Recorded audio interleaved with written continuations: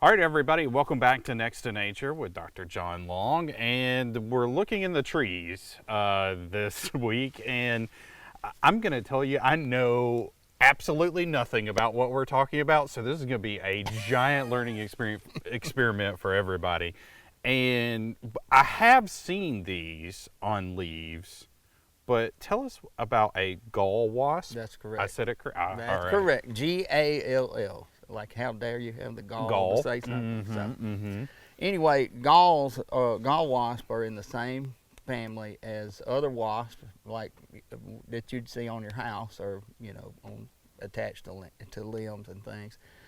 They are in the same family of Cynipidae, and you'll find them on oak trees, on oak leaves, and on oak limbs. And they have a very interesting life cycle that involves the larvae. So, okay. Now, two things that automatically come to mind. Why oak leaves? That's just one of the substrates they use. It's just what they're attracted to. It's what they feed on.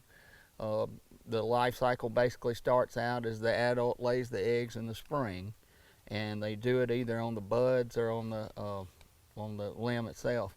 And when the leaf develops out of the bud, there's the egg, and once the egg hatches, the larvae moves onto the leaf and starts to feed on the leaf.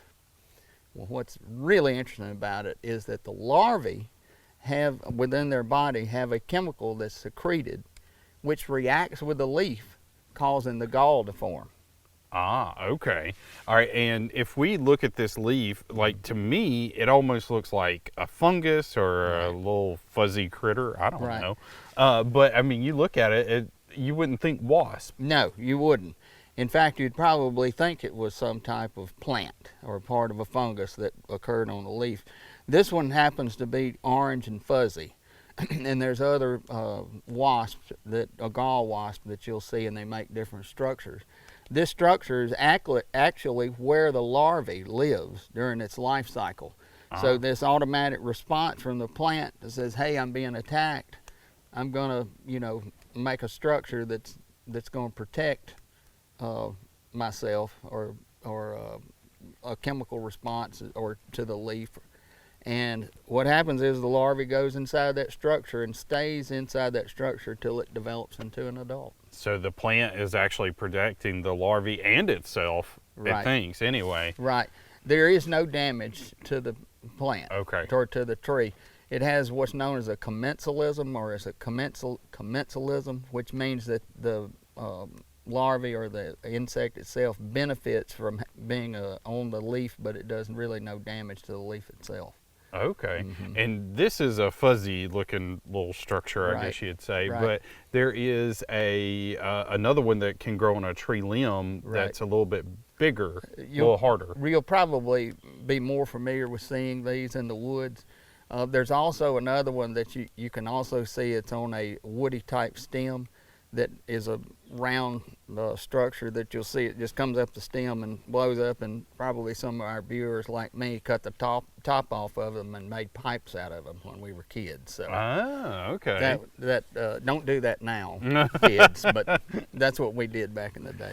So when will the larvae come out of there? So you'll start noticing them in the fall. So this time of year. I actually found this one on the ground, and as I told you earlier, I thought, hey, that'd be a good segment for our show. So, gall wasps. These wasps don't sting. They do not. They do not. Now they have other wasps that try to seek out for the larvae that will actually penetrate the gall itself and try to feed on the larvae. So there are other insects that will feed on the larvae itself, but the actual adult will not sting you. You never know what's crawling and flying out here in nature. I know. Gotta love Isn't it it. cool? All right, thanks, Dr. Long. Thank you for joining us, everybody. We'll see you again next week on Next to Nature.